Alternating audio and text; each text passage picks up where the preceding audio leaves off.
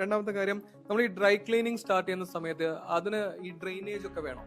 അതോ PCBയുടെ clearance dry cleaning ഇപ്പോൾ ലോണ്ടറിക്ക് വേണമെന്ന് എനിക്ക് മനസ്സിലായി. ഡ്രൈ ക്ലീനിങ്ങിന് അങ്ങനെ എന്തെങ്കിലും ക്ലിയറൻസോ ഡ്രെയിനേജ് സിസ്റ്റമോ ആവശ്യമുണ്ടോ?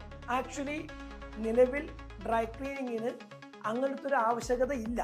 പക്ഷേ നിങ്ങൾ ഡ്രൈ ക്ലീനിങ് എന്ന് പറഞ്ഞ് ഒരു പഞ്ചായത്തിലോ മുനിസിപ്പാലിറ്റിയിലോ കോർപ്പറേഷനിലോ ചെല്ലുമ്പോൾ ഇവർക്കാർക്കും വ്യക്തമായി നിങ്ങളെ നിർദ്ദേശിക്കാൻ പറ്റാത്തതുകൊണ്ട് അവർ ആദ്യം ചെയ്യാൻ പോകുന്ന പഞ്ചായത്ത് രാജിന്റെ ബുക്ക് അങ്ങോട്ട് തുറന്നു വെച്ച് നോക്കും. അവിടെ ഇവിടെയൊക്കെ നോക്കിയിട്ട് ഇതെങ്ങും കാണുന്നില്ല. അപ്പോൾ പറഞ്ഞ സീനിയർ ക്ലർക്കിനെ ജില്ലാ പഞ്ചായത്ത് വിളിച്ചു പോയി. പുള്ളി ബുക്കൊക്കെ തുറന്നു നോക്കിയിട്ട് കാണുന്നില്ല. ഏറ്റവും അവസാനം തൊട്ടടുത്ത ഏറ്റവും ഈസി വേ എന്ന് പറഞ്ഞാൽ നിങ്ങൾ പൊല്യൂഷനായിട്ട് വന്നതെന്ന് പറഞ്ഞ് തീർന്ന. അപ്പോൾ ഇഗ്നറൻസിലൂടെ അവരെന്ത് ചെയ്യും? നിങ്ങളോട് അതൊക്കെയായിട്ട് വരാൻ പറയും. നിയമപ്രകാരം ഡ്രൈ ക്ലീനിങ് മെഷീൻസ് എന്ന് പറയുന്ന സാധനത്തിന് ആക്ച്വലി ഒരു വേസ്റ്റും പുറത്തേക്ക് പോകാത്ത സാധനവും ലോണ്ടറിയാണ് വെള്ളം പോകുന്നത്. ഡ്രൈ ക്ലീനിങ്ങിൽ എല്ലാം സീൽഡ് കമ്പാർട്ട്മെന്റിനുള്ളിൽ തന്നെ റീയൂസ് ആണ്.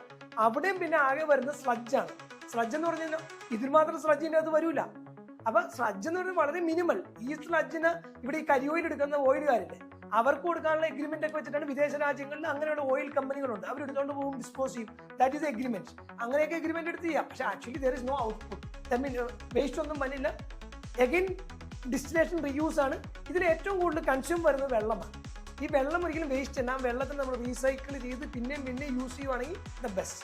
നോട്ട് എ റീസൈക്കിൾ മീൻസ് ഇതിൻ്റെ അകത്ത് ഡിസ്റ്റിൽ ചെയ്യുമ്പോൾ ചൂട് വെള്ളം ഇതിൻ്റെ അകത്ത് കൂടി തണുപ്പിക്കാൻ വിടും. ആ തണുപ്പിക്കാൻ വിടുന്ന വെള്ളത്തിനെ നമ്മൾ ടാങ്കിൽ ശേഖരിച്ച് എഗെയിൻ യൂസ് ചെയ്ത് ആ വെള്ളവും കൂടി നമുക്ക് സേവ് ചെയ്യാം.